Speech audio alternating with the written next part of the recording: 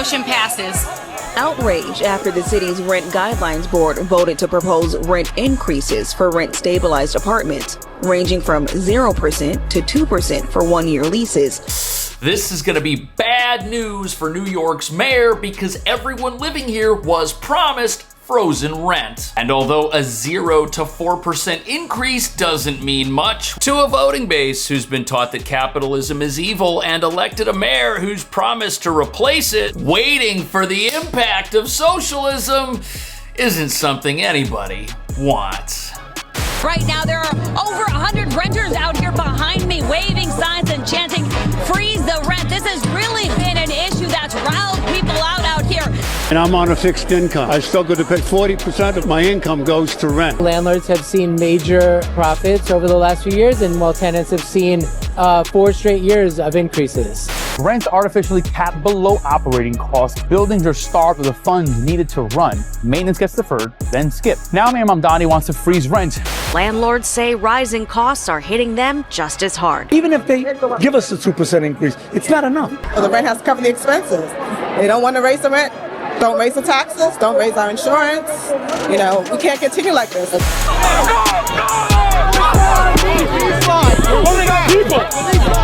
So the key word about this upcoming rent freeze is that it is potential. It hasn't happened yet. And what nobody's talking about is voters here are at a boiling point. They were promised frozen rent. They were promised free grocery stores, free buses, you name it. And none of that stuff has happened. People are tired of waiting for socialism. They want it right now. And if there is any rent increase as part of this new deal with the city's regulation body, it will mark another betrayal of the rabid communist voting base here that was told everything was going to be paid for with other people's money and can't seem to figure out why their living expenses will not stop skyrocketing. And of course, living in an anti-business, anti-construction, pro-shoplifting sanctuary, that's got nothing to do with it in their minds, even though the world knows the $5,000 rents here are the product of a lack of supply, something that could easily change if the anti-capitalists running this place would let underdeveloped land turn into apartments somehow, or would let shoplifters spend time in jail as they steal things, forcing up the cost of everything that hasn't walked out the door of a store just yet. But here's the real reason the Mamdani machine is slow walking off a communist cliff. In order to implement this new socialist world order for our city, the old world order, it's got to be given the boot, but it's still around and it's fighting back. And you've got billionaires threatening to take their companies and their jobs somewhere else at a time when landlords and those who've succeeded and provide something people here need are being punished for it. As Mayor Mamdani brags about record-setting fines, which property owners that have too many regulated apartments will not find the money to pay, and thus will have their properties seized by the city as part of this communist revolution. There's a fight going on our streets here, and some New Yorkers are wondering if there's anyone out there who can save us. Michael! Mr. Bloomberg! The last great mayor. One of the best mayors in New York. Bring him back. We need you back. We need you back. Come for at least 1 year. One more year. We need you.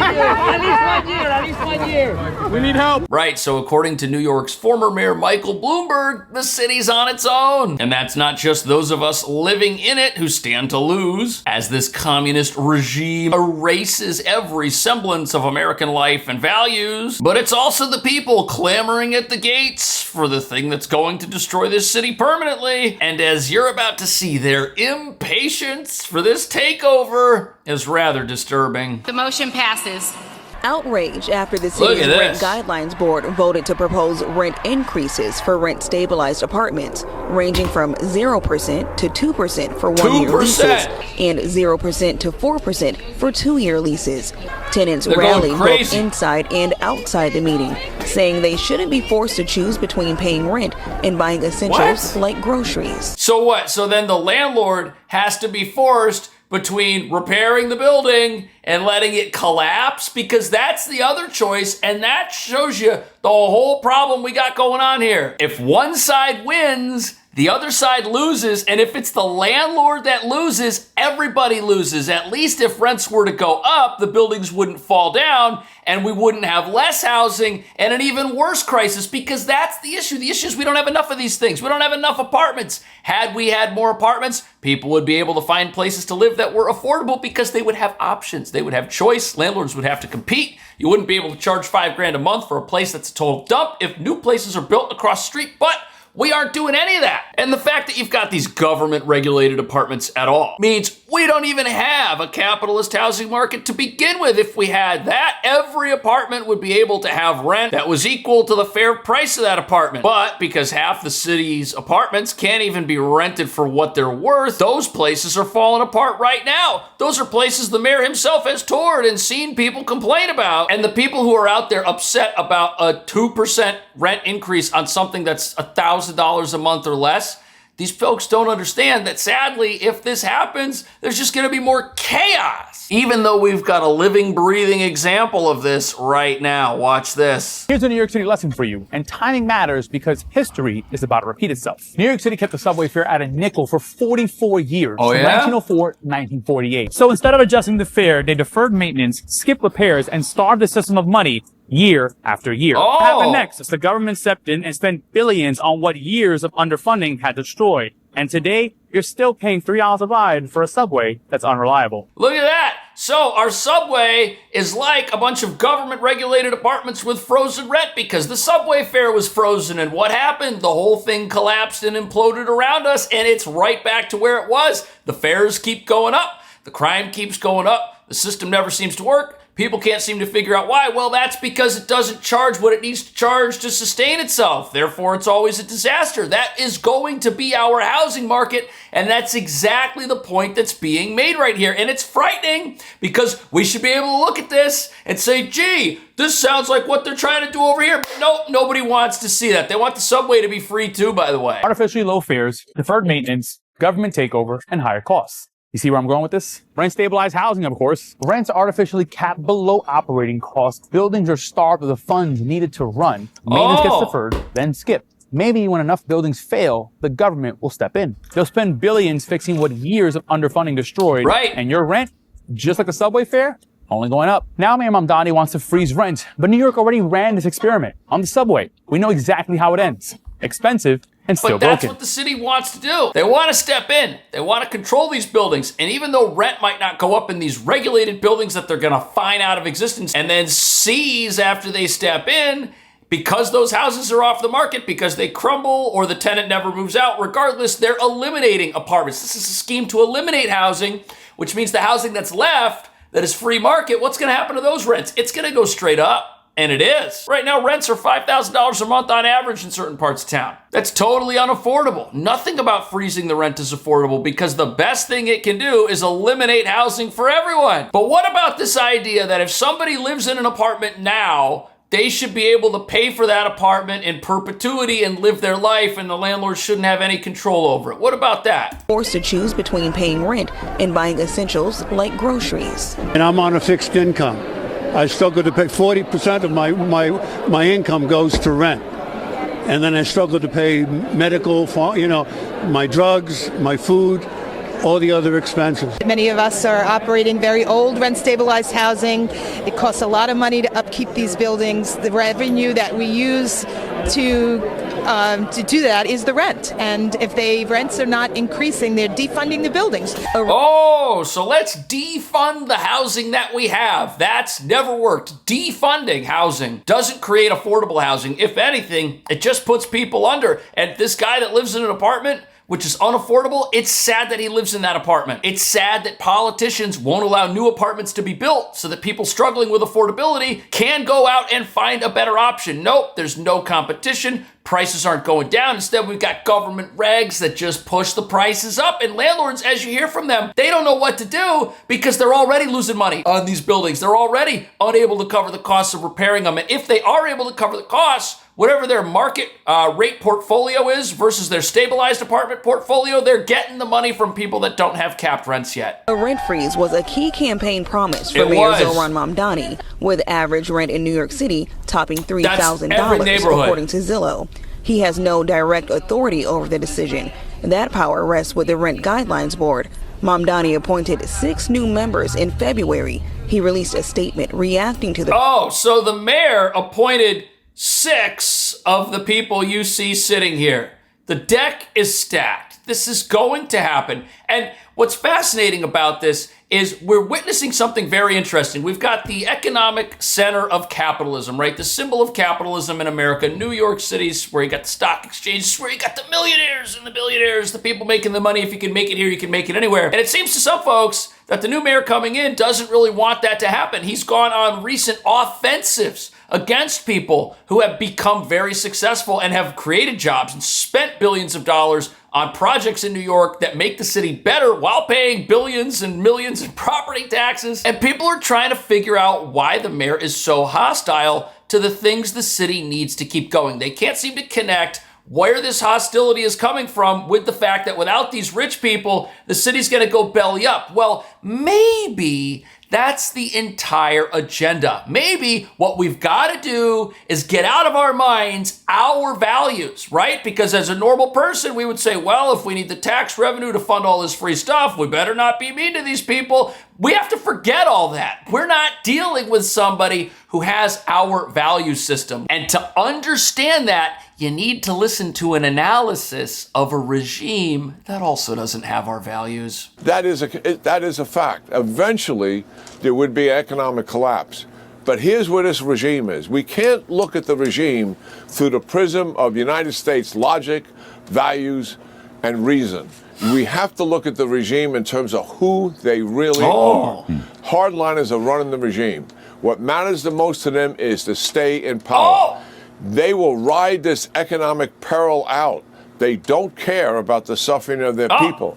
Shutting electricity down. Listen to that. So this is an analysis of a former General Jack Keane talking about the situation in Iran, how they will not surrender, even though to a reasonable person, they should have surrendered the first night this whole conflict over there started. That's the same thing we're dealing with here in New York. We've got a new regime in place which does not have our values. They don't care if people's rents go up. They don't care if groceries are unaffordable. All they care about is giving the old world order the boot so that they can come in and totally remake this place. They will ride this out. And to them, if a bunch of millionaires and billionaires vanish, if their businesses go belly up, that's fine. You know why? Because it means that those people are going to be gone. They're not going to be around to oppose them any longer. And the people who stay are already voting for communism, already want more help from the government. They're just going to cry out for more of it. And this may set up an eternal socialist power structure in New York that sticks around for a few decades or longer. And this is how you have to look at Mamdani. You can't look at him and say, well, what would a reasonable person do? Because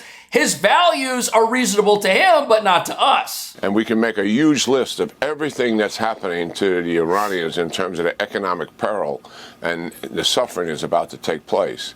But you have to, again, recognize who are we really dealing with here. The guys running the regime, all they care about is staying in power. They don't care about their people. They've demonstrated that time and time again in terms of their economic peril that they put them in to make certain they stay in power. So they, in their minds, can outlast us. Right. And look on the screen right here.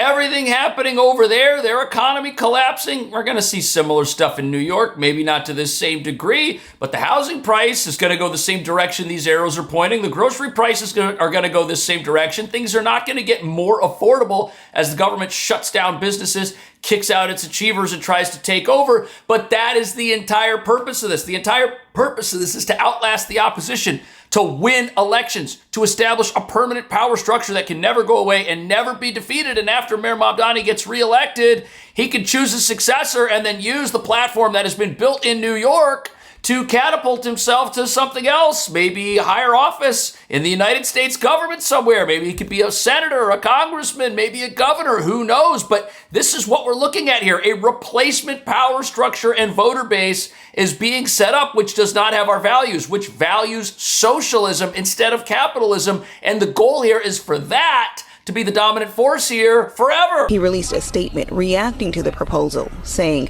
New Yorkers are being crushed by the cost of living and they need real relief.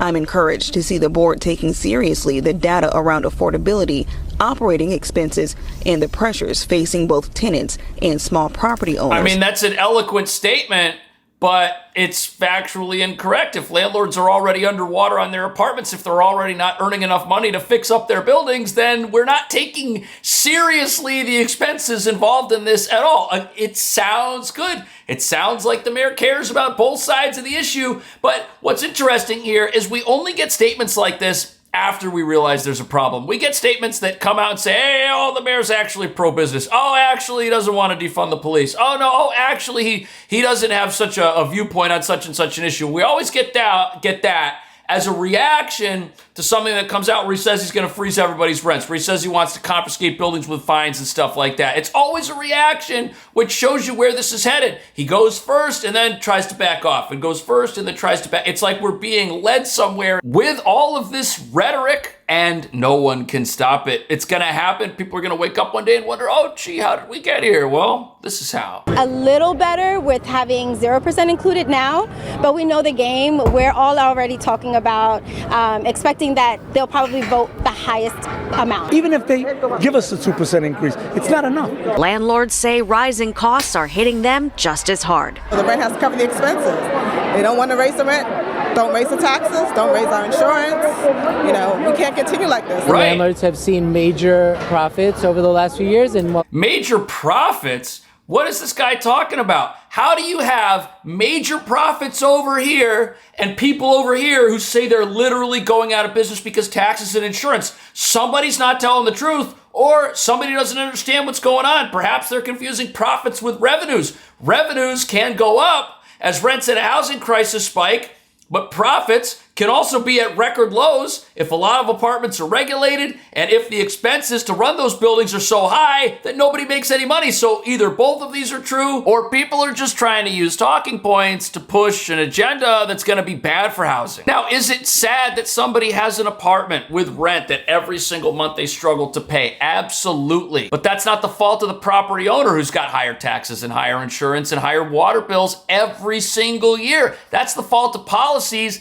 that jack up those costs. And if you're going to raise taxes on those property owners, where are they supposed to get the money? It's not the landlord's fault that they need to raise the rent. It's the government's fault that the landlord has to raise the rent. The landlord wouldn't be able to raise the rent. But they don't have competition. There isn't another place for you to move into. There's no choice. There's no options for these people who are stuck in rents they can't afford. Right now, if you're a market rate tenant and you're paying $5,000 a month for an apartment, you don't like your apartment, if that's where you're at economically, you could walk out the door tomorrow and find another $5,000 apartment that's better, and your landlord might negotiate with you. You have some leverage, but that doesn't happen if the apartment you're in costs $1,000 a month and the landlord's already going broke fixing it. The best thing for the landlords of these rent-stabilized apartments are for folks that live in them to move out, and then the apartment comes off the market because landlords, they got to pay for water, they got to pay for heat, they got to take care of the building. They have to spend money if somebody lives in an apartment. And if that apartment is a drain on the building, it's actually better for them for there to be no housing. That's the system we've created here. Is it being done on purpose? Is this because New York has been given over to an ideology that has a different value system than what we're used to in this country, that does not value capitalism anymore, now values socialism? Are we looking at a socialist takeover? Is that why this doesn't make sense and nobody can seem to connect the dots? Let me know. See you in the next video.